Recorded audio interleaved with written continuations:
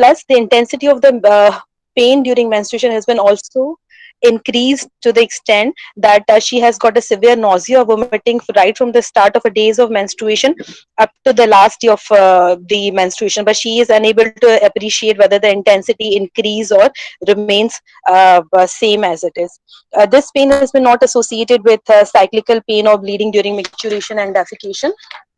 The patient for this pain, she just only take a tablet Warren once in a day. And the patient has also noticed that for the last 5 to 6 months she has got a spotting with a small amount of a blood 2 to 3 days before menstruation without any pain. And also she has been complaining of unscheduled bleeding, that is a fresh mild amount occur after every 2 to 3 days whenever she used to do any strenuous work or take a heavy things, and it goes by its own without taking any medication, and only with the rest it goes off. She has been also complained of increased pain on coitus, that is mild to moderate, with every act of a coitus and lasts for 5 to 6 minutes after that, and goes by its own without taking any medication. But this pain has not interrupted her regular coital activity, which they, with the couple do about 2 to 3 times per week. But she has been also complaining of a vaginal discharge after every coitus, that is mild to moderate in amount, non-foul smelling, now non no any itching, no any rashes, but the streaks of in blood has been found after every act of a coitus of her. But this has been not associated with lower abdominal pain or the fever. The couple are not using practicing any barrier method for contraception, and they never had the patient. They never had Pap smear, never had any HPV vaccination. She's not smoker, but Gutka and Shalia for the long period of a time she's taking. The couple is having a monogamous relationship with one another. But the patient said that her husband has got a complaint of a vagina, has got a complaint of a discharge from the urethra together with the perineal lesions for the last 3 to 4 months, for which he has not taken any treatment yet. Plus, the patient has also a history of a dye handling in the form of examination, and plus certain medication per vaginally for initially for 2 to 3 times. Otherwise, a patient and herself, her family members, or a husband, there's no history or contact of a tuberculosis. Patient has been also, the patient had never any copper IUCD insertion. She never had used any kind of a blood thinners as well. The patient does not has complaint of weight gain or having excessive facial hairs or headache, changes her vision or milky secretions from the breast, or any heat or cold intolerance. She has no any perception of a mass in her abdomen or any weight loss, no any history of breast ovarian cancer, endometrial cancer in herself and her family, no any history of the hot flushes or irritability, no any yellowish discoloration has been noted by the patient. But patient has a complaint of fatigueness, lethargy, for which her hemoglobin has been checked. It was found to be decreased, and she has been prescribed tablet iron, and she has been taking it on and off. The couple has been living together for last 2 years. They've been trying for the pregnancy. They have been regular coitus, which is satisfactory every 2 to 3 times per week by the both from the both side of a partner. Her husband has a history of having a spinal cord trauma, but there is no any problem with his gait, erection, ejaculation. She's unaware of her husband childhood mums, but he is a smoker. According to patient, she and her husband do not have any chronic disorder in the form of hypertension, diabetes, tuberculosis, no any history of inguinal or surgery, no any tumor trauma, radiation, no any psychological problem, not on any antipsychotic medications, and they do not have such history. Up till now, regarding her pain and menstrual disturbances, she just had used to take any painkiller with iron supplementation. For her fertility workups, the husband never got her semen analysis done, nor her labs in the form of a day two of menses, no any tubal patency or laparoscopy and dye has been done. She was been given the course of 14 days tablet twice a day for her vaginal discharge, but she's not able to appreciate the names of it. But she's unable. But her husband was not given at the same time the same medical dose, and she began. After that, the patient lost her follow up to the doctor because of this COVID pandemic.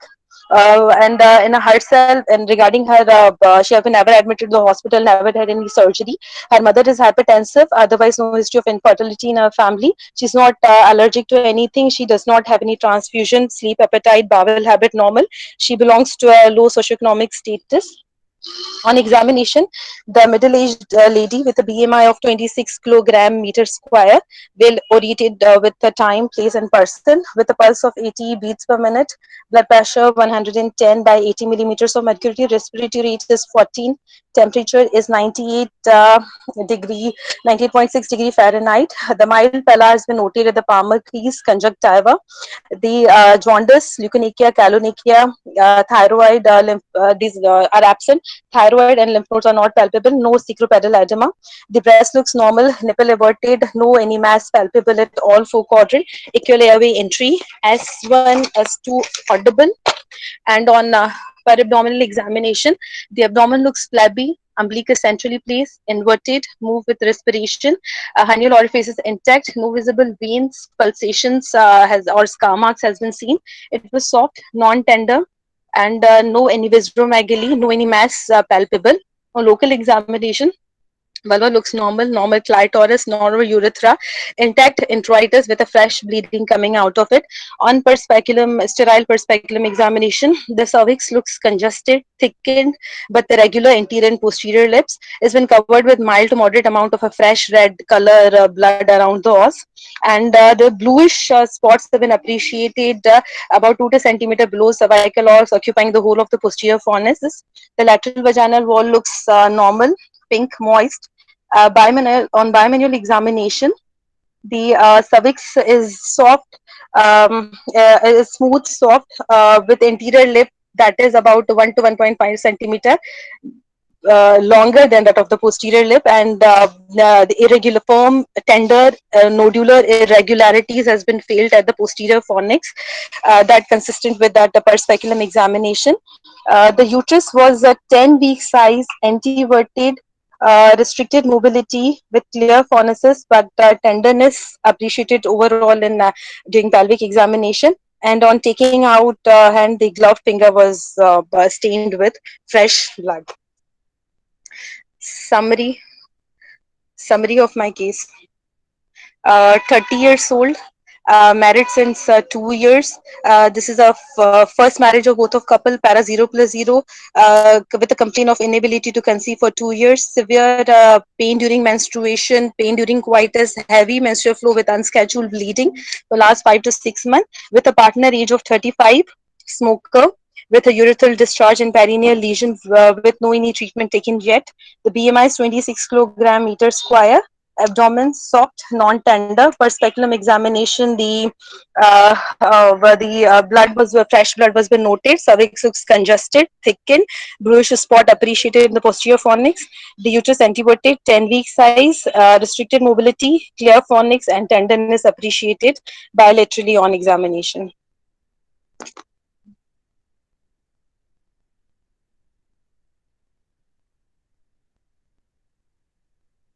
Doctor Ruba mic off है. अच्छा हाँ sorry, मैंने कहा अच्छा था, it was really good, बड़ा clear आपकी speech थी and it went very good, fluent भी थे। बट द थिंग इज कि आपने टाइम ज्यादा ले लिया, 10 मिनट्स गुजर गए में, 11 मिनट्स, बल्कि 11:03 पे स्टार्ट किया था, तो अपनी जरा स्पीड को देख लो। No doubt your speed was really good, इससे तेज होकर तो समझ नहीं आएगा।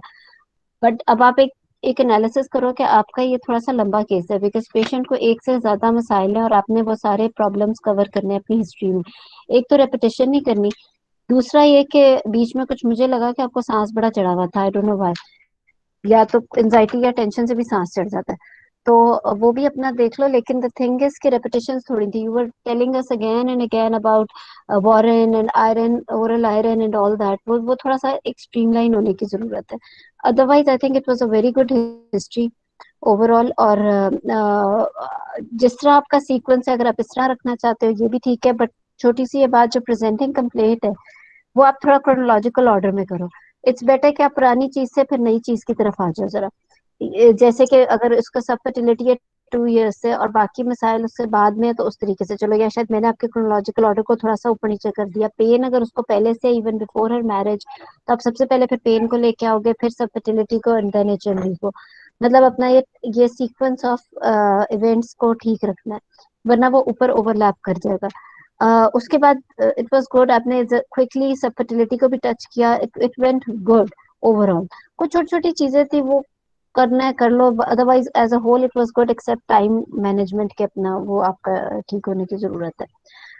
इन बिटवीन आपने कुछ चीजों को बड़ा एम्फसाइज किया, बट द थिंग इज कि उसको थोड़ा और भी एलैबोरेट होने की जरूरत थी। हालांकि आई नो पहले इतने पॉइंट्स हैं हिस्ट्री में, because it's a long case ना, ये अगर खाली एक सब फर्टिलिटी का केस होता तो और बात है।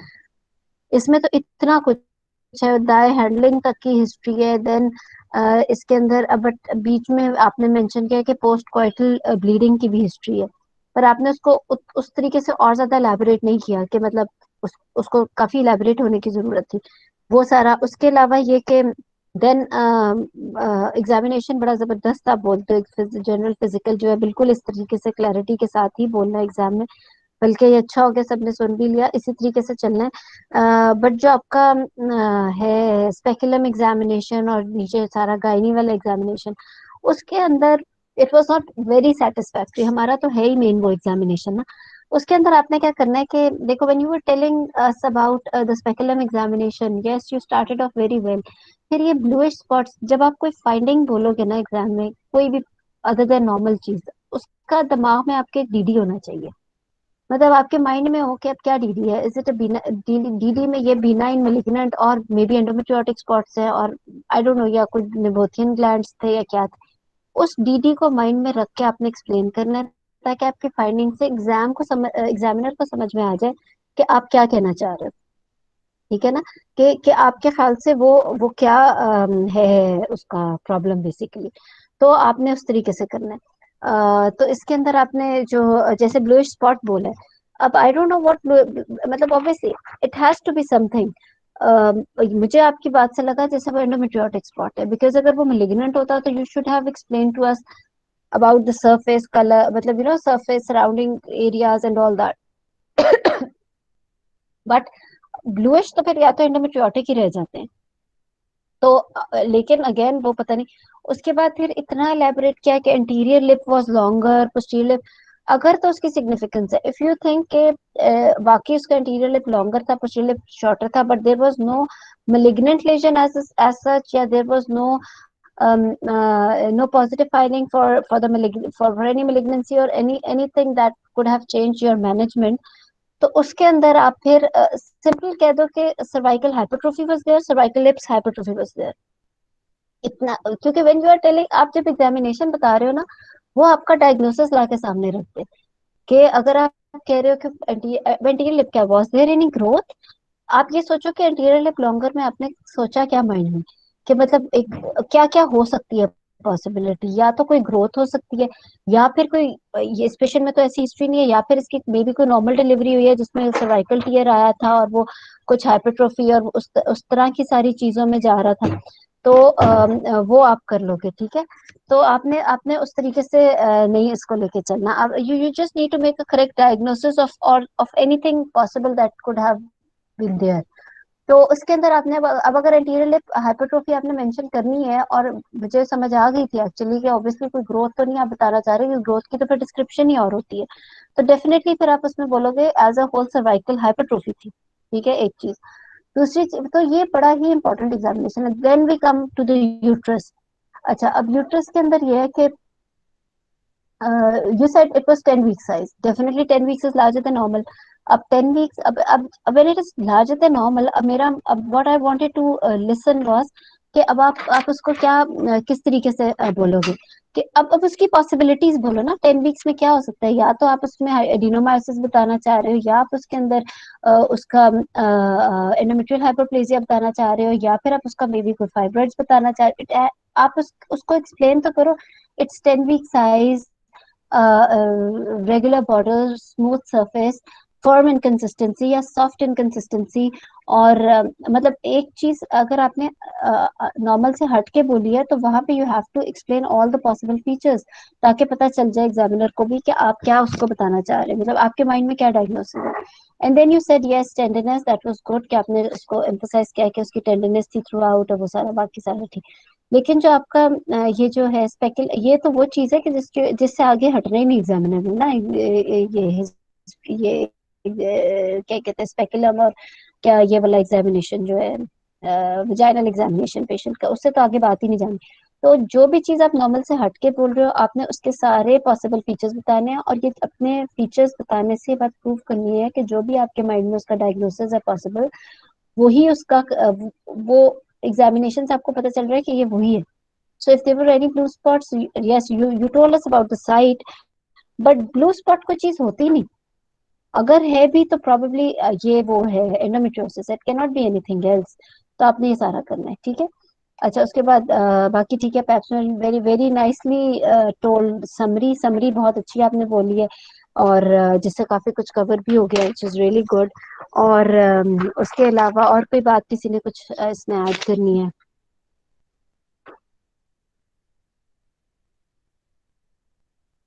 कोई हिस्ट्री में बात ऐड करनी है, किसी ने कुछ करना है? सना का कोई अपना क्वेश्चन इससे रिलेटेड, एग्जामिनेशन से रिलेटेड?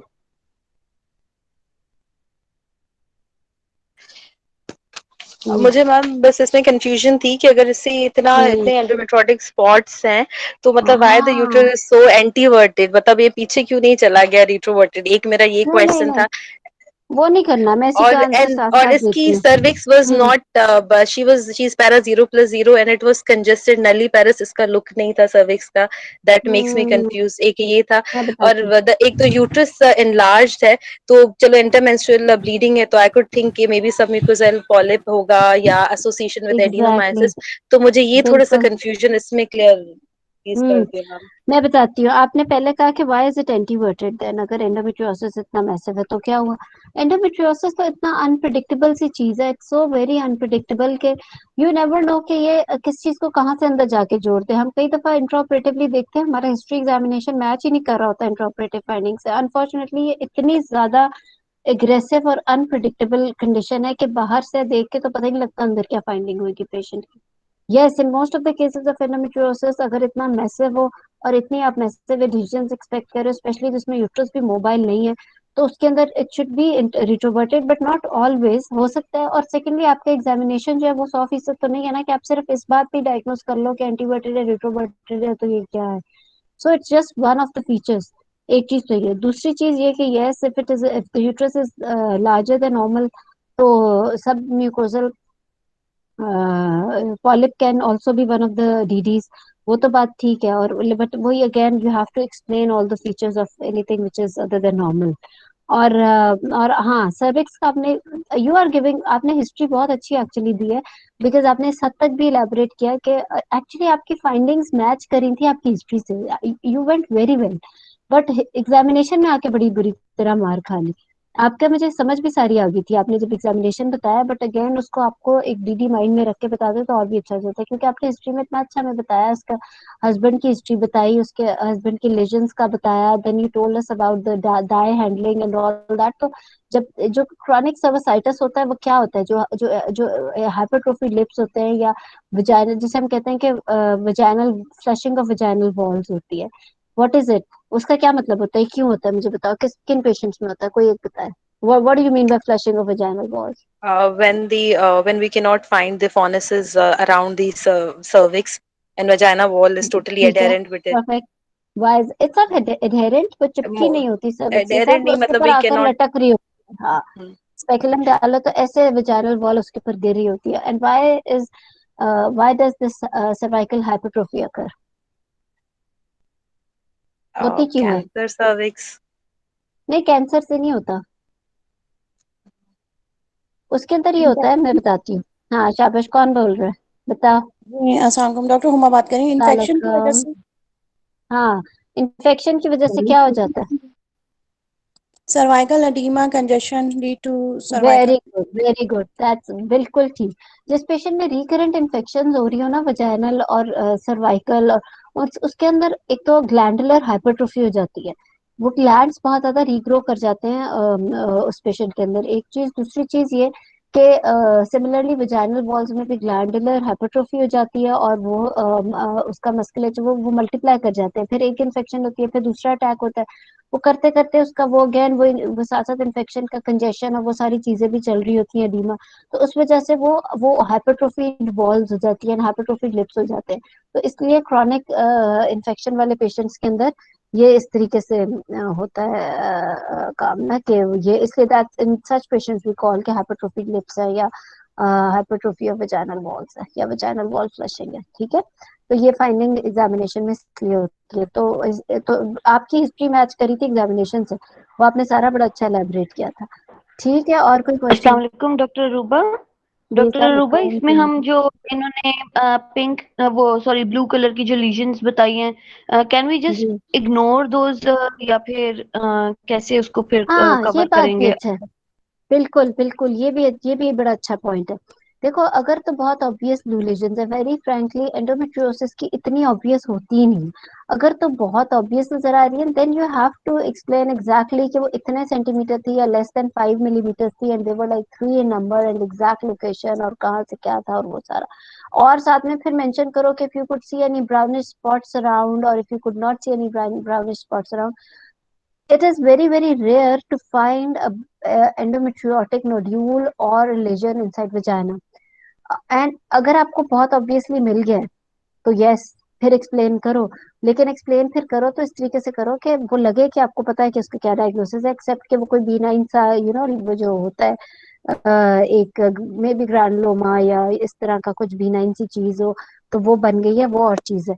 तो वो करो। बट ब्लू स्पॉट्स हैं तो फिर अगर बहुत ऑब्वियस है, वरना खुद से बहुत ज्यादा वो होने की जरूरत नहीं है, कि अगर नजर ही नहीं आ रहे तो आप जबरदस्ती का देख लो तो वो करो। लेकिन अगर नजर आ रहे हैं तो यस, फिर सारा कुछ एक्सप्लेन करो कि वो कहाँ पे थे, क्या थे, और वो डॉक्टर सारा। रूबा, इसमें हम ये अच्छा explain चलो। कर सकते हैं, इसमें ये एक्सप्लेनेशन दे सकते हैं कि जो ब्लू स्पॉट्स आर, मतलब अगर हमने एक दफा कह दिया, फिर तो हम अपनी बात को डिफेंड करेंगे ना, देन वी हाँ। Have to defend it.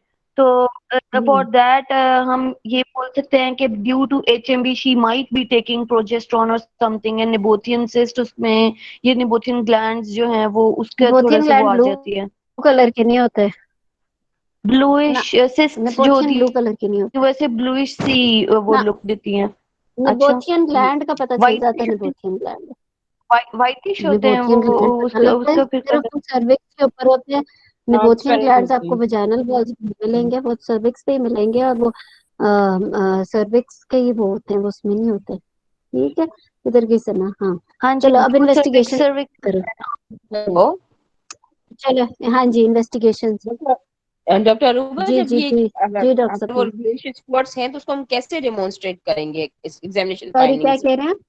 Sorry, ये जो आप कह रहे क्वेश्चन हैं कि बताएं ब्लूइश दोबारा। स्पॉट्स अगर नजर आ रहे हैं, एंडोमेट्रियोटिक स्पॉट्स, तो उसे हाँ, हम कैसे एक्सप्लेन करेंगे फाइंडिंग्स में? जैसे इसने कहा हम तो इसी तरह करते हैं कि bluish spots on the posterior vaginal wall और the pouch of bluish Douglas. spots, more than 3 number bluish spots, more in the posterior vaginal wall, less than 1 centimeter या 5 millimeters with no mass palpable underneath, इस तरह करके, and no brownish fluid seen around। ठीक है ना? तो brownish जो seedling होती है वो वो जब तो एंडोमेट्रियोटिक होता है ना, बेसिकली जो एंडोमेट्रियोटिक स्पॉट अगर वजाइना तक आ जाए ना, तो वो पाउडर बर्न टाइप अपीयरेंस आता होती है बेसिकली। ब्लैकिश ब्लैकिश स्पॉट्स होते हैं। एग्जैक्टली, बिल्कुल। और नहीं, उसमें प्रॉपरली आपको कई दफा ब्राउनिश भी मिल जाता है, but this is very very rare thing to see actually, बहुत रेयर चीज है। ठीक है, चले। जी doctor Sana, investigations. Yes, ma'am. I need her blood group with rhesus factor, and I need be her positive, hemoglobin. Hmm. Gram per 11.2। deciliter with date. Okay. I need eleven her point two total leukocyte count. 11.2. TLC Platelet count उसका in है, cubic millimeter. TLC उसका Hmm. 16 है, platelets normal है। I want her the DLC differential क्या बोलते हैं इसको?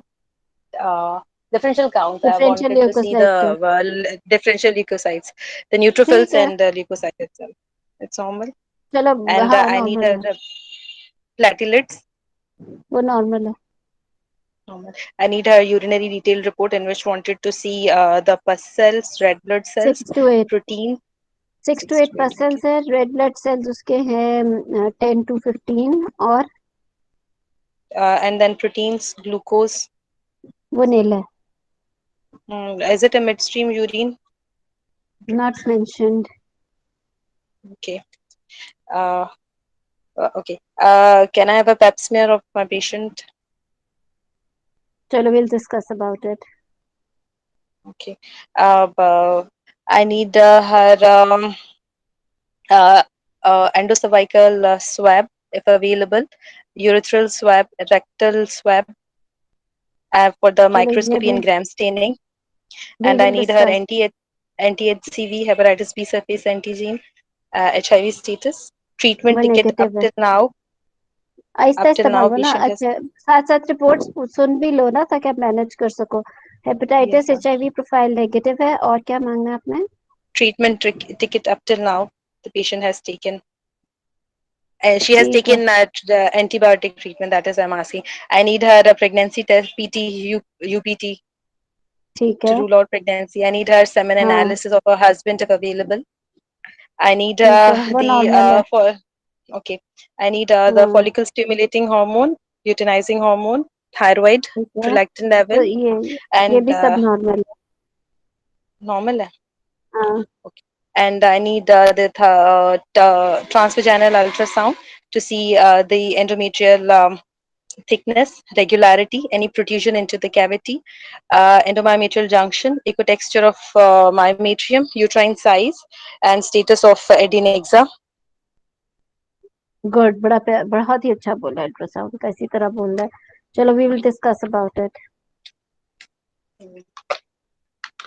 That's it. मेरे ख्याल से यही रिस्ट्रिक्टर्स हैं. हाँ. ठीक है कोई और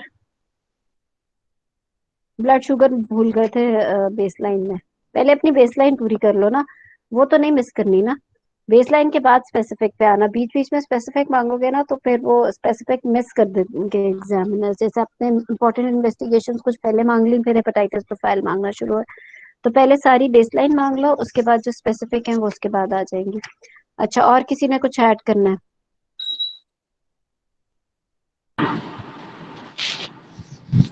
Urine culture and sensitivity. Urine culture very good doctor tubal high patency vaginal मांगेंगे स्वैब क्या ट्यूबल मांगेंगे पेटेंसी टेस्ट मांगेंगे या नहीं एंडोमेट्रियोसिस की हिस्ट्री है सर वेरी गुड और बहुत अच्छे पॉइंट्स आ रहे हैं अभी Semen analysis, अस्सलाम वालेकुम मैम FSH prolactin. वालेकुम मैम अरे ट्रांसवर्जिनल अल्ट्रासाउंड स्कैन टीवीएस हाँ वो उन्होंने मांग लिया ट्रांसवर्जिनल था अल्ट्रासाउंड स्कैन जी उन्होंने Semen मांग लिया था analysis, FSH, वो भी LH, मांग लिया था TSH, and हाँ prolactin. ये सारा सभी मांग लिया था उन्होंने ठीक है And anesthesia investigations में X-ray मांगेंगे, RFTs नहीं नहीं वो मांगेंगे. हमने नहीं तो वो इस तरह नहीं तो अभी हम अपनी बात कर रहे हैं अच्छा द थिंग इज देखो आरएफटीज क्यों करा रहे हो भाई अच्छा देखो मेरी बात सुनो ये जो है क्या से कहते हैं इसमें जो सारी बात है ना सना मैं आपको वो पॉइंट बताती हूँ कि बिकॉज आपको ये इन्वेस्टिगेशन सारी पता थी ये मिस सिर्फ इसलिए हो गई क्योंकि आप सीक्वेंस में नहीं जा रहे थे अपना एक सीक्वेंस क्लियर रखो पहले बेसलाइन सारी मांगो उसके बाद इम्पोर्टेंट वाली जैसे पैप्समेयर वगैरह अल्ट्रासाउंड उसके बाद अब इनफर्टिलिटी वाली है तो वो इनफर्टिलिटी वाली आप सीक्वेंस में मांगोगे ना जैसे जब आपने एलएच एफएसएच वगैरह मांगा हस्बैंड सीमेन एनालिसिस मांग लिया तो साथ ही आप अब उसका ट्यूबों का भी मांग लो ठीक है ना ट्यूब्स का भी क्या Uh, पता अच्छा दूसरी चीज आपने बड़ा एम्फेसाइज किया ये जो स्वैब्स के ऊपर एंडोसर्वाइकल एटसेट्रा एटसेट्रा उसमें जो सबसे पहला सवाल आपके ऊपर आएगा ना एग्जामिनर की तरफ से वो ये आएगा कि जब आप एग्जामिन कर रही थी तो आपने खुद लिया मतलब ऑब्वियसली नहीं. आप लोगे तो कोई भेजेगा सैंपल तो जाएगा ना did you try to take any sample from her endocervical canal urethra और रेक्टम और डिड यू ऑफर पेशेंट के I want a swab from the throat as well ये जो एसटीडी के स्वैब्स है ना वो इन जगहों से आते हैं एंडोसर्वाइकल, यूरेथ्रा, रेक्टम यानी इनोरेक्टल जो होता है, और साथ में थ्रोट से, ठीक है ना। ये इन 4 जगहों से। तो जब आप एग्जामिनर से मांग रहे हो तो आप क्यों मांग रहे हो? आपने खुद तो अटेम्प्ट ही नहीं की, एक चीज। दूसरी चीज, उसके बजाय अगर एचवीएस ही कह देते तो वो अव्वल तो उस पर भी सबसे पहले ये सवाल आ रहा था कि आपने खुद एचवीएस किया। अच्छा, उसके अलावा ये कि आपने मांगे क्यों? Number first, Mangi, I asked because the patient husband, she's giving a clear history that her husband has urethral discharge. That is why. And they are in regular sexual intercourse. Number second, she is also dye handling and she has complaint of heavy menstrual bleeding. And I didn't take the swabs because currently patient at the time of examination was bleeding freshly because he has a complaint of unscheduled bleeding. And I didn't at that time there was and also I didn't appreciate any pussy discharge been coming out of तो it. Bleeding That तो is उसकी why हो रही है neither I took. Vagina से, तो आप rectum से ले सकते हो। Hmm. नहीं तो अगर ब्लीडिंग हो रही है तो फिर आप चलो But एंडोसर्वाइकल for और that वजाइनल ना लो, तो आप eventually I urethral, needed to rectum और number थ्रोट first. के तो ले सकते हो। फिर इंजेल। अच्छा, देखो मेरी बात सुनो।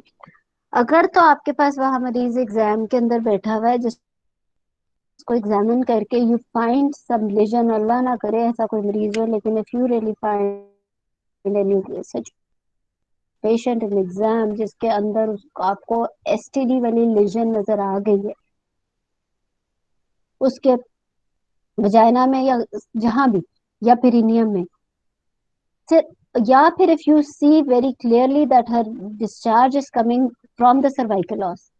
डिस्चार्ज में तो हमेशा होता है जो हम एचवीएस लेते हैं, it's called high vaginal swab, it's not endocervical swab और एनीथिंग। हम लेते हैं वजाइना के हाई वेजाइनल स्वैब लेते हैं। वो तो होता है वजाइनल वॉल्स का डिस्चार्ज, जो तो सर्विक्स के अंदर से आपको आता हुआ नजर आ रहा है पसी discharge, then you can take endocervical, then you have to take all such swabs. ऐसा पेशेंट आपको बहुत रेयर नहीं मिलेगा। एसटीडी वाला जो होता है ना मरीज, अव्वल तो ये कि वो ऑब्वियसली वो तो उसकी तो ट्रीटमेंट ही है, वो फिर डिपार्टमेंट में नहीं, वो वार्ड में नहीं एडमिटेड होता, वो उसके तो और सेंटर्स और वो जो सारा उसकी तो ट्रीटमेंट और चल रही होती है। लेकिन अगर एग्जाम में कोई ऐसा पेशेंट आ गया जिसके अंदर perineal lesion is very significantly showing some STD, भाई उसके मियाँ को जो हो रहा है, have you really examined her husband as well? Do you really think her husband is really having, क्या पता उसको कोई एलर्जिक मसला, क्या पता उसको स्किन का, think about things which are more common. अगर उसका इतना रेगुलर इंटरकोर्स है हस्बैंड के साथ और उसके हस्बैंड को इतना सिग्निफिकेंट यूरेथ्रल डिस्चार्ज है या उसके हस्बैंड को कोई इतना सिग्निफिकेंट पेरिनियल लीजंस है, तो अब तक इस पेशेंट में भी आ गए होते बनाना। और अगर आप और सेकेंडली ये कि अगर आपको इतना सिग्निफिकेंट मिल गया ऐसा पेशेंट जिसमें आपको पसी डिस्चार्ज आता हुआ नजर आ रहा है सर्विक्स के अंदर से, क्योंकि जब आप स्पेकुलम डालोगे एग्जामिनर आपसे पहले मुंह आगे करके देखते हैं कि क्या फाइंडिंग्स है। तो अगर आपको नजर आ रहा है सर्विक्स से सिग्निफिकेंटली आता है और पेशेंट की हिस्ट्री भी इस चीज को शो कर रही है, then you have to take all the swabs. आपको वहां पे शो करना है, और यू कैन जस्ट से कि मेरे पास कल्चर मीडिया नहीं है इसके लिए कि मैं भेजूं, तो but I would have at least आप अपनी अपनी अपना कंसर्न जरूर शो करोगे कि I would have taken these swabs और मैं थ्रोट से भी लेती और ये सारा, बिकॉज लेकिन अव्वल तो ऐसा मरीज किसने लिया है अपनी ट्रेनिंग में? हम में से कौन है जो कि जिसने एंडो सर्वाइकल भी नहीं वैसे लिया होगा, या फिर जिसने यूरिथ्रल या इनोरेक्टल या थ्रोट का स्वैब लिया? Because we have not, we don't get such patients, हमारे पास ऐसे पेशेंट्स नहीं आते। बता दो किसने लिए, किसी ने कभी ये स्वैब्स लिए तो बता दो। डाई हैंडल्ड में देयर इज नो इंडिकेशन, ये एक प्योर इंडिकेशन है एसटीडी की। Dye handling is not STD, dye handling does not cause STD actually. ये जो स्वैब्स है ना, ये तो प्योर इंडिकेशन है फॉर एन एसटीडी, और ये एक बड़ा सेंसिटिव टॉपिक है, आप ऐसे नहीं उठा के। और वो ये तो मरीज बेचारी को पता नहीं है, अगर तो हम लोग तो कर रहे हैं अभी इधर एफसीपीएस की बात, अगर ये बाहर के एग्जाम की हम बात कर रहे हैं एमआरसीयूजी की, या बाहर के मुल्क में आप बैठे हो मरीज का आप स्वैब्स ले रहे हो, you have to explain to the patient, you have to take a consent from the patient. आप क्या उसे कहोगे मैं क्यों ले रही हूँ क्योंकि your husband is suspectedly having STD, अगले दिन उसकी शादी खत्म हो जानी है। तो you just can not do it like this, ठीक है ना। तो आपसे चल रहा है, ठीक है, तो आपने बोली। अच्छा चलो, हो गया। और कोई इन्वेस्टिगेशन? तो यही है मेरा ख्याल है, मैडम अदरवाइज लेकिन सारी उसमें कंप्लीट थी, तो बाकी भी अब आती हम थी। ये वल्वो विजाइनल स्वैब्स लेते हैं ना, मैम उसमें अब हम ये चारों स्वैप्स तो नहीं लेते, तो किसमें वल्वो वेजाइनल नहीं लेते फॉर क्लेमाइडिया एंड गोनोरिया? किसमें ये 4 स्वैप्स तो लेते ही नहीं अब। मैम एसटीडीज में भी क्लेमाइडिया गोनोरिया के लिए वल्वो नहीं, वेजाइनल हम लेते नहीं हैं ना? लेते, लेने तो चाहिए ना। हाँ, हाँ जी लेकिन ये मैम, लेकिन अब चार हाउ वो डू यू नो चारों की कि वो जगह पे अब वल्वो स्पेसिफिकली वेजाइनल वही नहीं का, आ गए। लेकिन आप क्लेमिडियल में भी gonorrhoea, there are many other organisms which are causing STDs. वैसे तो बेहतर यही है, एंडोसर्वाइकल तो लेना ही है। वल्वो वजाइनल इज एक्चुअली सारा एक्सटीरियर वाला, लेकिन ये चारों एरियाज वाले स्वैब्स इंपॉर्टेंट है, स्पेशली इन दो जिसके अंदर आप स्पेसिफिकली क्लेमिडियल में भी आपको प्योरली एंडोसर्वाइकल डिस्चार्ज मिलता है, जो एक्टिव क्लेमिडियल इन्फेक्शन होती है। और देखो, chlamydial is actually STD, but no doubt it causes other problems as well, जैसे कि subfertility and all that. But ये जो बाकी के कुछ ऑर्गेनिजम्स हैं, दे आर मोर, जैसे थ्रोट से related pharyngeal swabs, these all are important in them. तो अपने पाँव पे खुद नहीं खुलाना मारना इस तरह की बात करके। तो मैम ऐसे पेशेंट्स में कुछ भी नहीं बोलना, फिर वो पूछेंगी कि व्हाट विल यू किससे? Do of her husband and that. I तो would like to examine her or get her examined by a dermatologist if husband is having any lesions, or I would like to examine the husband। और फिर क्योंकि इस वक्त patient को कोई ऐसा ना तो एक्टिव लेजन है एसटीडी रिलेटेड, ना ही एग्जामिनेशन पे you can really sort out के वो एंडोसर्वाइकल बिकॉज ऑफ ब्लीडिंग, आप उसको उस तरीके से प्रॉब्ली देख नहीं सके कि वो एंडोसर्वाइकल डिस्चार्ज आ रहा है या नहीं। बट अगर पेशेंट को एक्टिव कोई लेजन नहीं है एसटीडी का, तो उसको खुद से एसटीडी की तरफ लेके जाने की जरूरत नहीं।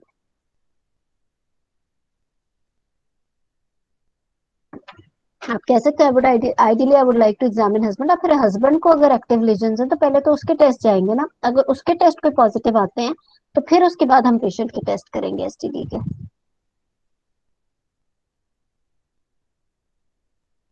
ठीक है ना?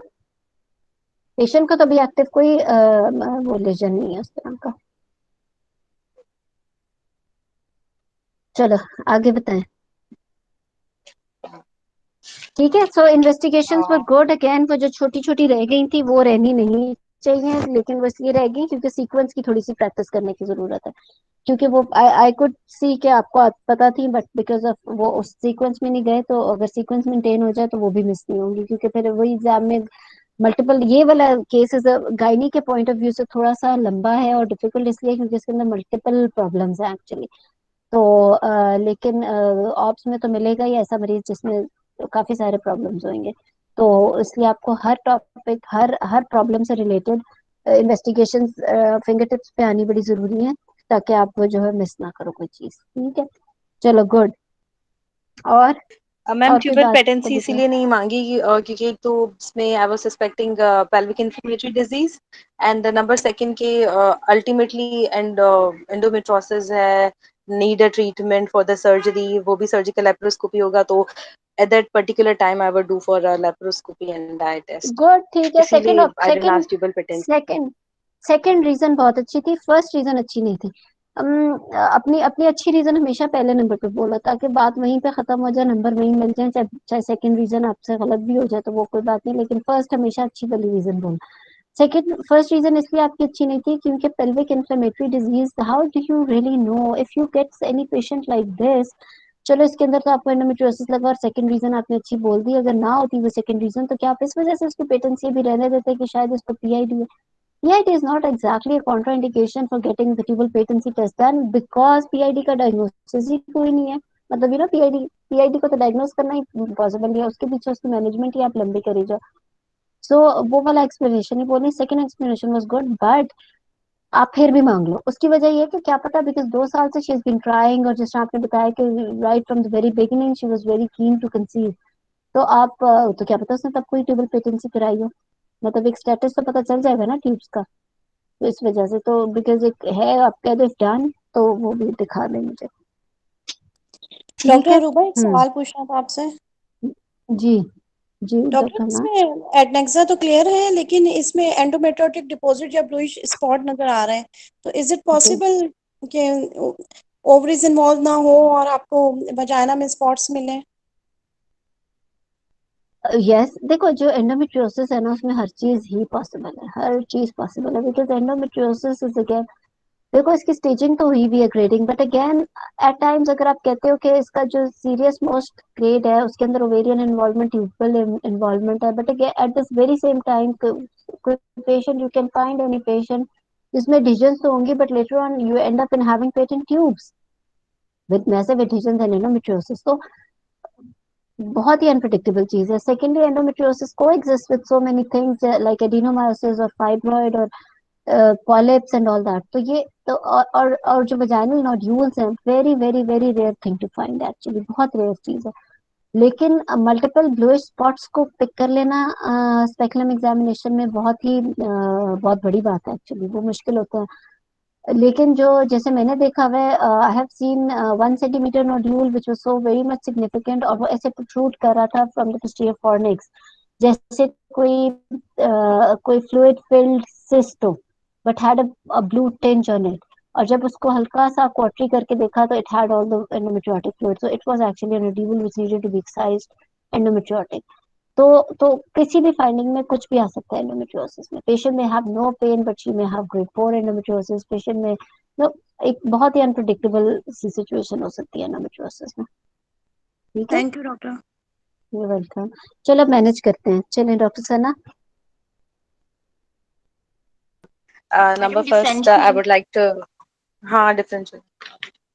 हाँ पहले गुड, Okay, डिफरेंशियल का बताएं, हमने थोड़े थोड़े किए हैं वैसे डिस्कस, बता hmm. दो differential. On the top, it is endometriosis because the history is significant of chronic pain in the form of menstruation that's been increasing with the time and every day of menstruation, and dyspareunia and infertility. And plus, on examination, this endometriotic spot restricted mobility towards endometriosis. And number second, it could be the number, and this is basically for the pain. And other for the heavy irregular menstrual and scheduled bleeding, it is probably the fibroid polyp or a submucosal fibroid that has been protruding to the cavity, or the endometrial polyp itself. And that will be further diagnosed on transvaginal ultrasound. And since the patient is tender, so it could be another underlying pelvic inflammatory disease also. And it is unlikely to be pregnancy because pregnancy test is negative. अच्छा ये DD है, और किसी ने कोई DD में add करना? Endometriosis और दूसरा आपने कौन सा? हाँ पॉलिप बनाया, अच्छा गुड, नॉट बैड, ठीक है। और तो सर्वाइकल लेजन, Ectopies हो सकती हैं, it could be, but ectopy it ना was not that बोलो, evident. एक्टोपी तो फिजियोलॉजिकल कंडीशन है ना, एक्टोपी हाँ, ना बोले आप बोलो सर्वाइकल बिना और malignant लेजन, क्योंकि पैप्समेयर तो दिया नहीं ना, और पोस्ट कॉर्टल ब्लीडिंग की भी हिस्ट्री है, और आपने साथ व्हेन यू एग्जामिन्ड हर तो वो ब्लीड टू टच भी था, बिकॉज आपने कहा कि फिंगर्स आपकी ब्लड स्टेन थी जब आप at the end of examination. तो सर्वाइकल को आप मिस नहीं कर सकते, ठीक है। अच्छा एक डॉक्टर चीज और, सर्विसाइटिस कर सकते हैं उसकी जगह पे। सॉरी क्या डॉक्टर सपना? सर्वाइकल लीजन है, उसे हम सर्वाइटिस, क्रॉनिक सर्विसाइटिस कह सकते हैं। क्रॉनिक सर्विसाइटिस बिल्कुल कह दो। अगेन मैं आपको एक बात बताती हूँ, आप इसको बिनाइन और malignant लेजन बोलो सर्विक्स की। क्रॉनिक बेनाइन, सर्विसाइटिस भी बिनाइन में आ जाते हैं। ये जो थोड़ी बेनाइन में एम्बिगुअस टर्म्स है ना, जैसे सर्विसाइटिस या पीआईडी इटसेल्फ, एक्चुअली ये बड़ी कंट्रोवर्शियल टर्म्स है एग्जाम के लिए। इसको आपको एक तो प्रूव करना, इसलिए क्योंकि कोई हार्ड एंड फास्ट डायग्नोसिस नहीं इन चीजों का ना। जिस चीज का हार्ड एंड फास्ट डायग्नोसिस ना हो उसको एग्जाम में थोड़ा सा जस्टिफाई करना भी मुश्किल हो जाता है। तो आप उन टर्म्स को अवॉइड करो। आपने नोट किया होगा ये सर्विसाइटिस, पीआईडी, इन चीजों में जाके ना बड़ी अजीब सा वाइवा स्टार्ट हो जाता है। तो वो और मतलब इन चीजों को अवॉइड ही करें, जो हम नहीं मतलब जिसको नहीं आप प्रूव कर सकते हो। आपको बिनाइन और malignant, बिनाइन में सर्विसाइटिस भी आ जाता है, ठीक है ना। तो वो कोई ऐसा वो नहीं है, आप अपना अपना वर्ड्स का वो जो है ना बिल्कुल ठीक रखना है, ताकि तो इसमें आपको हम अगर कल को डॉक्टर जस्टिफाई फिर हम भी। ऐसे कहेंगे एंडोमेट्रियोसिस बिना बिनाइन और द मैलिग्नेंट सर्वाइकल लीजन। नहीं विद ना बोले, आपको मैं बताती हूँ। आप यूँ बोलो कि देखो, पहले तो ये बोलो कि my patient has got dual problem, may have dual problem और मे हैव मल्टीपल प्रॉब्लम। एक चीज तो ये कि आपको एंडोमेट्रियोसिस जैसे डॉक्टर सना ने जस्टिफाई किया regarding exam history and examination. Then एकदम से एंडोमेट्रियल पॉलिप अभी नहीं आएगा, बिकॉज हम एकदम से एंडोमेट्रियम तक कैसे चले गए। फिर आप ऑब्वियसली इनकी बात से मुझे समझ आ गई कि she is concerned about bleeding at the very same time, तो उन्होंने ब्लीडिंग का डीडी बनाया। लेकिन उस ब्लीडिंग में पहले सर्विक्स आना चाहिए था, बिकॉज एक तो इरेगुलर ब्लीडिंग हो गई, पोस्टकॉइटल हो गई, एग्जामिनेशन पे ब्लीड टू टच हो गया। फिर उसके बाद तीसरे नंबर पे she could have said not exactly endometrial polyp, again आप कह लो कि बिनाइन और malignant एंडोमेट्रियल लेजन। B9 के अंदर पॉलिप कवर हो जाता है बिकॉज उसके अंदर हाइपरप्लेजिया भी कवर हो गया और उसके अंदर पॉलिप भी कवर हो गया। हाँ, अगर स्पेसिफिकली पॉलिप बोलना है which is very good again, क्योंकि पेशेंट यंग है, इसमें क्या एकदम से एंडोमेट्रियल हाइपरप्लेजिया होना है, सी एंडोमेट्रियम होना, तो स्पेसिफिकली इन्होंने बोल दिया एंडोमेट्रियल पॉलिप, वो भी बिल्कुल ठीक था बिकॉज इरेगुलर ब्लीडिंग है। तो आई थिंक बिल्कुल ठीक। अच्छा, तीसरे इन्होंने आखिरी नंबर पे बोला PID। हाँ, PID ना बोलो प्लीज, अगर बोला है तो यस यू कैन जस्टिफाई, फिर उसको सही तरह जस्टिफाई करो बिकॉज एक बात आप कर दो कि चलो टेंडर थी, but again tenderness is overlapping with endometriosis.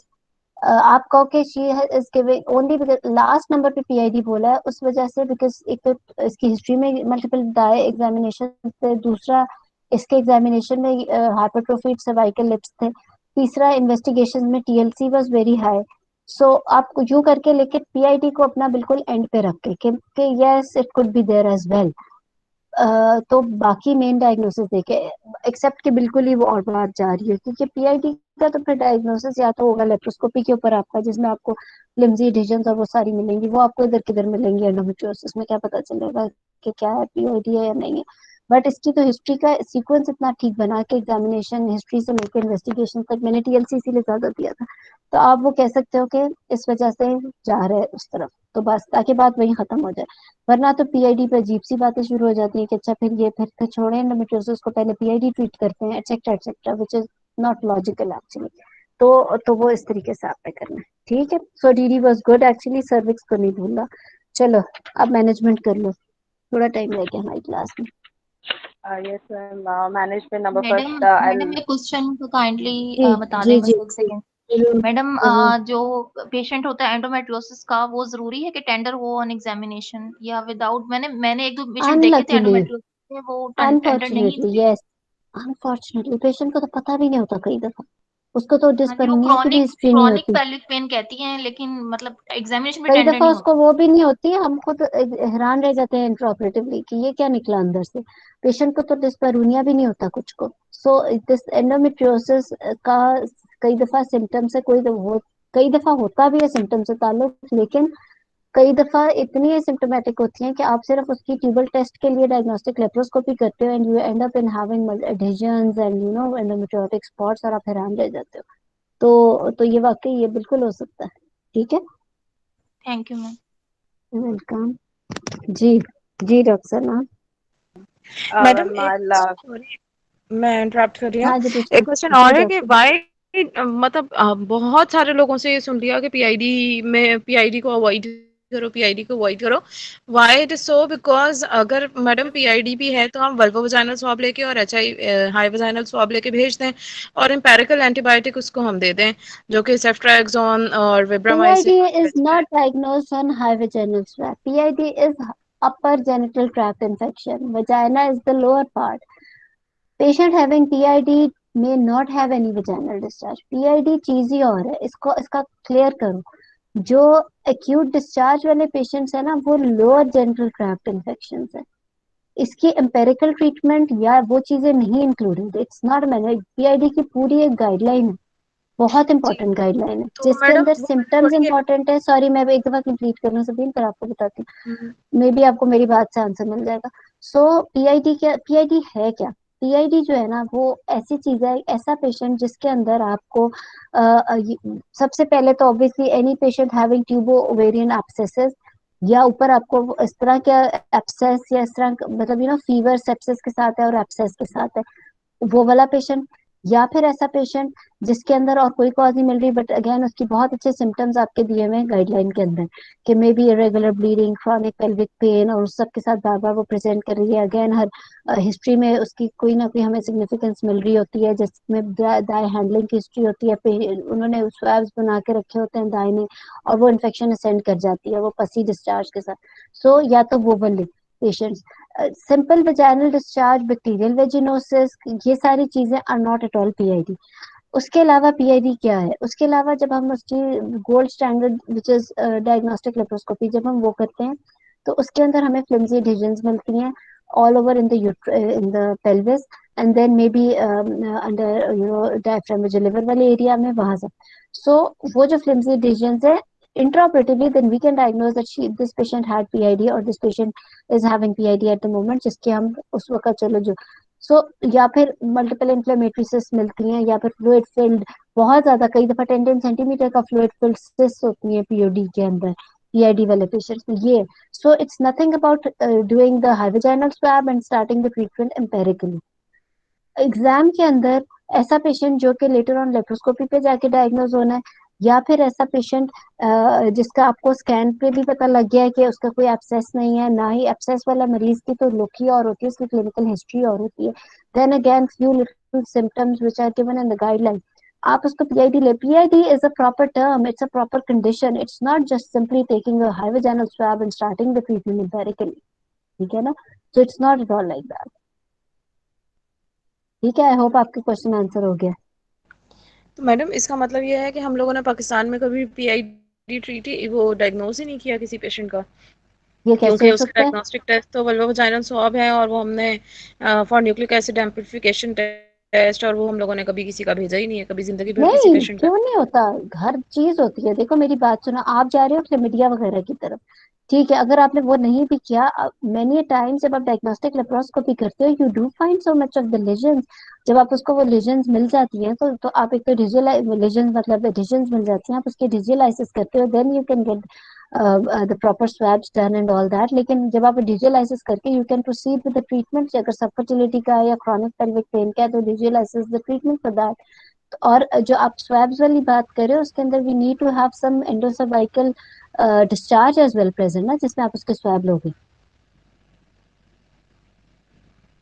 ठीक है ma'am.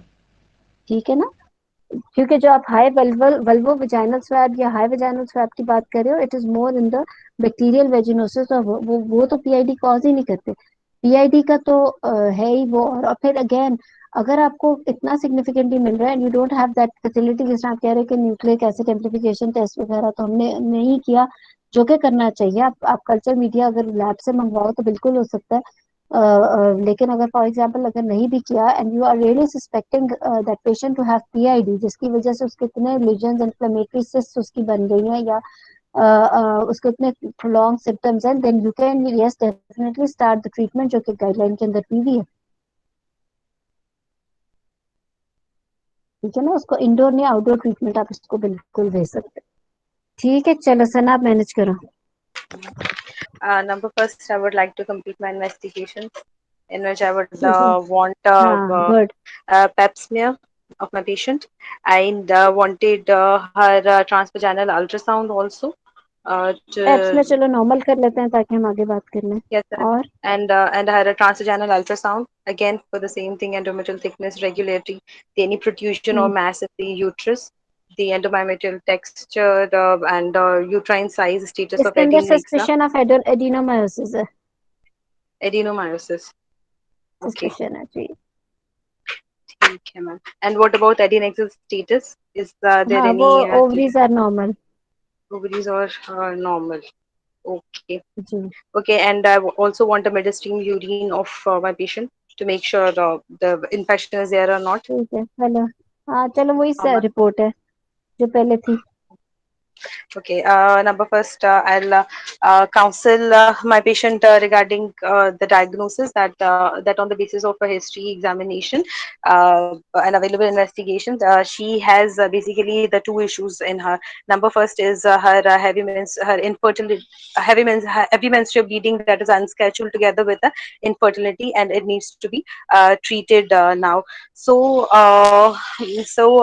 as we are thinking about as as a history is more suggestive towards the adenomyosis, the endometriosis, and endometriosis in a patient who needs seeks fertility, definitely in this medical treatment is out, and so you need a surgical treatment. Since this endometriosis is actually a benign condition and it's a treatable condition, though it is a lifelong condition, but it has a treatment to decrease your symptoms together with help you to assist in your fertility as well. That could be done in the form of a surgery that is will be done in general anesthesia by putting a laparoscope inside and do the adenolysis in order to recover the normal structures, and if any abnormality has been found in the form of cyst, we could also remove that. Similarly, we are also since you have got a heavy menstrual bleeding that's unscheduled bleeding, so we can also suspect that there may be some mass in the form of a polyp that is coming out of it.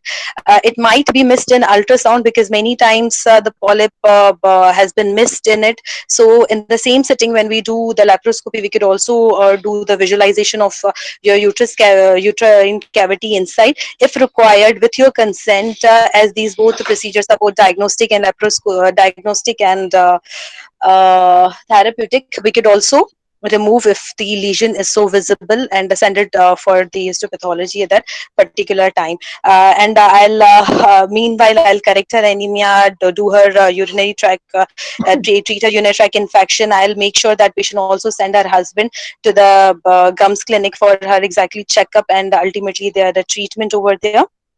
And now I'll prepare patient for her laparoscopy, which will be done in the anesthesia, and we'll take a consent for that. We'll tailor her details right from the procedure to the its expected anticipated complication in the form, and I'll tell that this first surgery is very important for you. Make sure that you and your husband is completely fine living together for at least 6 months after that surgery, because we have a very short period of time after that to enhance for your fertility period, as the recurrence of this is very high.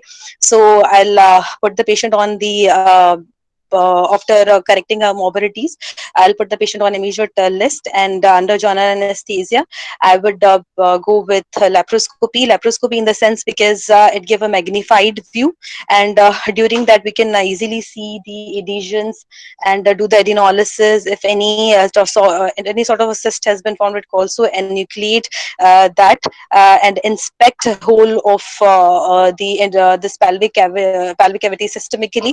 Plus, so in this whole procedure, we not only could stage the endometriosis and but also treat it as well. And similar settings, as I said, that ठीक है hysteroscopy, and if found, we can ठीक do है Sana, good, you are doing very good. एक चीज देखो, अपना mind ना बना लो कि मरीज को एंडोमेट्रियोसिस है। मैंने तो आपको स्कैन पे कोई सिस्ट ही नहीं दी। अपना आपने ये माइंड, अच्छा मरीज ने सारा कुछ करा लिया, सर्जरी के बाद वो आई है अगले दिन अगले पीरियड्स गुजार के, और वो आई है कि मेरी, मैं तो आई थी आपके पास पेन के लिए, तो मेरी पेन का आपने क्या किया? You know, you have to treat the patient not the disease.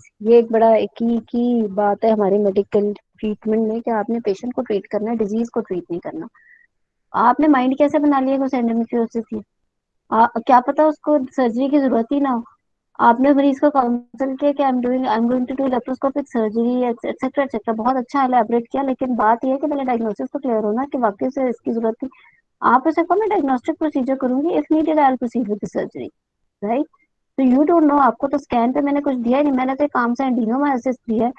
Patient is more concerned about her pain, patient is more concerned कि स्कैन पे एडिनोमायोसिस जो है उसका क्या मतलब है, उसका क्या बनेगा, and patient is concerned about her subfertility with yes HMB is important, लेकिन एचएमबी तो साथ साथ ट्रीट हो ही रहा है। तो या तो एचएमबी, आप you need to sit with the patient and discuss with her. आप उसे कहोगे कि स्कैन पे तो आया कुछ नहीं, ट्यूबल टेस्ट आपका हुआ नहीं, दो ऑप्शन है।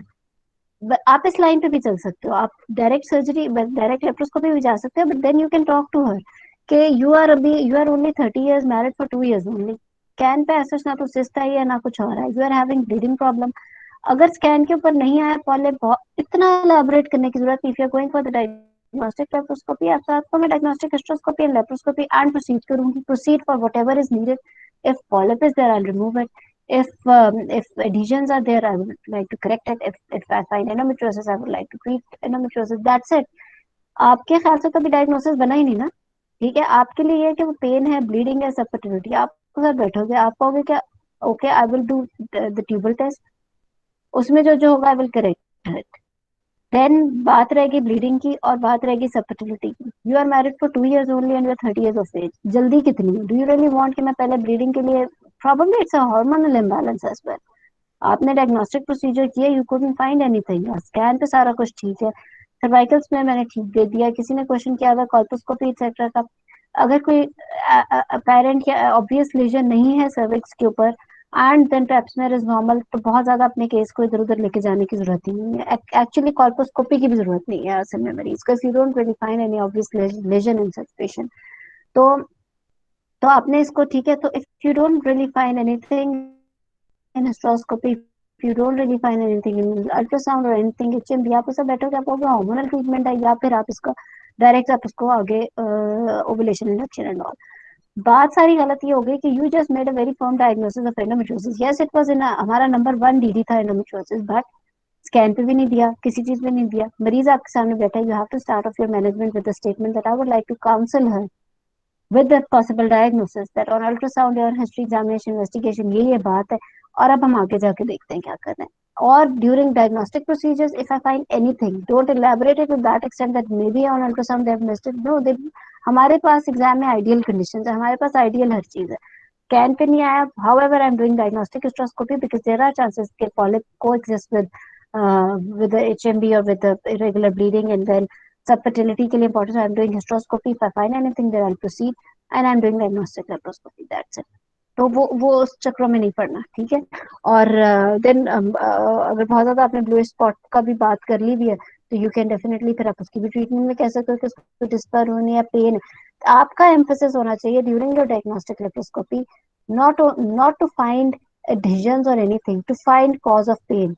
मरीज आई है आपके पास पेन के साथ, वो बर्दाश्त नहीं कर सकती कि वो ऑपरेशन थिएटर से होके आ गई है लेकिन पेन उसकी परसिस्ट कर रही है, तो काउंसलिंग में आपने सबसे इंपॉर्टेंट ये बात भी करनी है कि despite after all the procedure, after may be adhesiolysis if needed और मे बी कुछ भी ना मिले अंदर से, या फिर जो भी हो, उन सब चीजों के बाद भी पेन रह सकती है, ठीक है ना।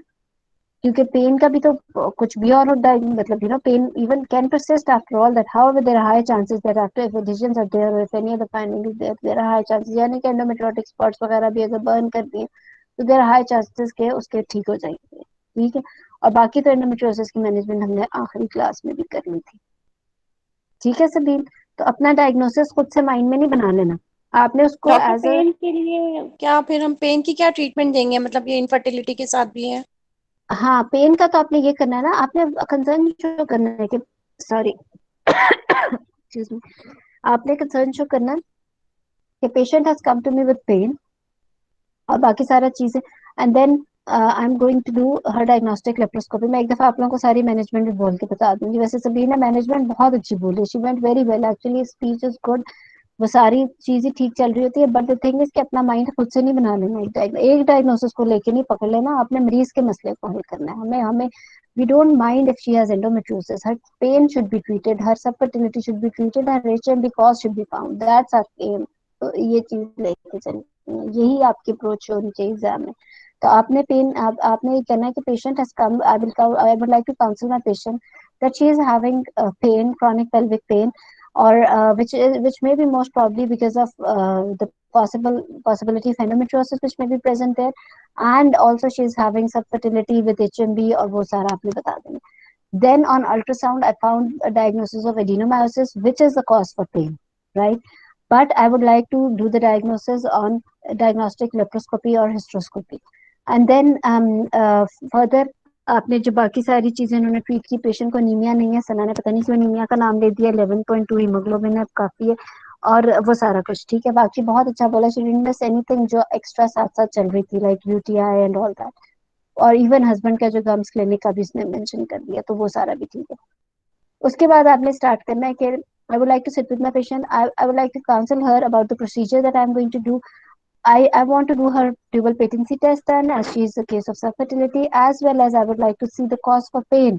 And I will counsel her that I am going to do her diagnostic hysteroscopy and laparoscopy, which will be proceeded at the very same time under same anesthesia if needed.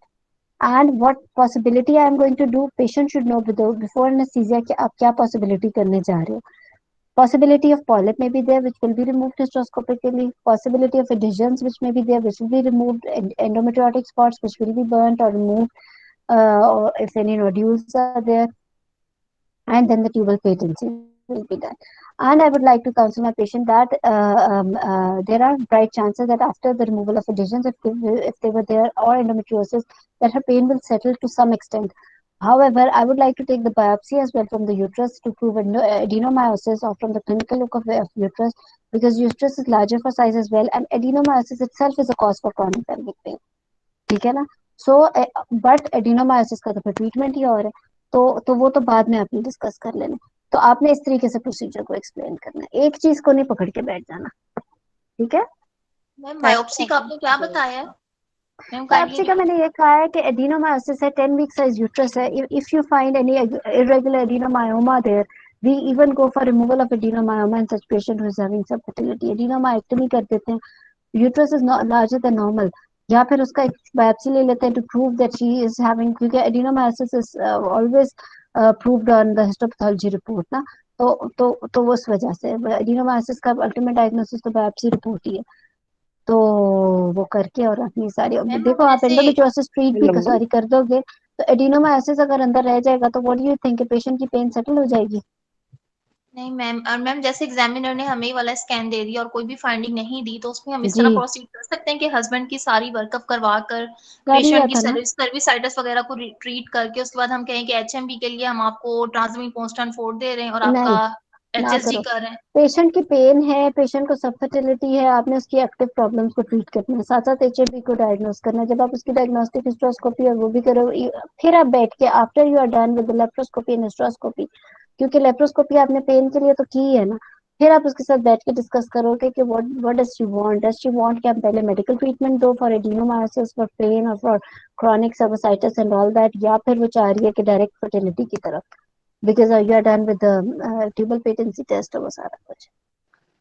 Madam endometrial biopsy से rule out हो जाएगा adenomyosis? नहीं, endometrial biopsy is not a investigation to be done for adenomyosis। ठीक है, चलो I think we are done. Hello कोई queries और लिख लेना, अगली क्लास से हेलो पहले इंशाल्लाह हम कर लेंगे। मैम मुझे एक क्वेरी पूछनी थी।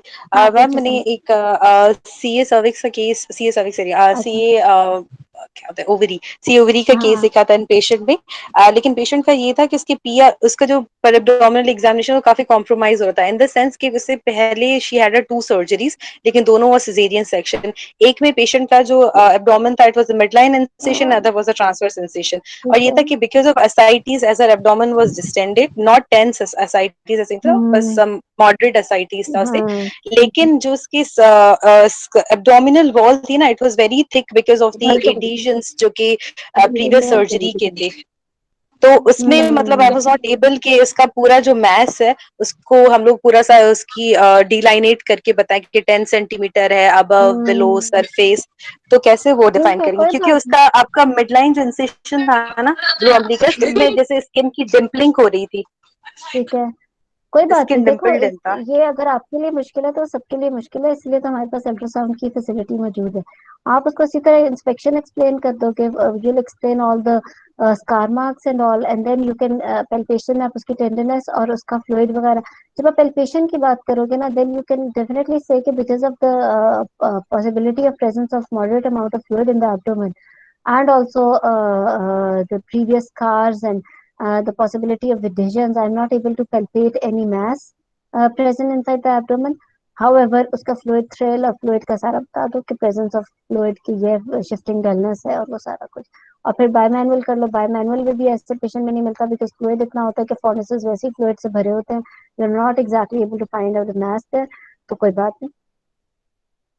ऐसा ना हो कि मैम वो कहेंगे अच्छा तुम लोगों से तो हो ही नहीं रहा पीए नहीं पी नहीं नहीं नहीं नहीं, ऐसा नहीं। जो जेन्युइन बात है वो जेन्युइन बात है, मैं बड़ा समय भी मैंने वही जेन्युइन, डोंट वरी। ठीक है, चलो फिर बाकी क्वेरीज हम नेक्स्ट टाइम कर लेंगे पहले इंशाल्लाह। Thank you madam, thank you so ठीक है, मच। चलो thank you welcome madam. Welcome Hafiz.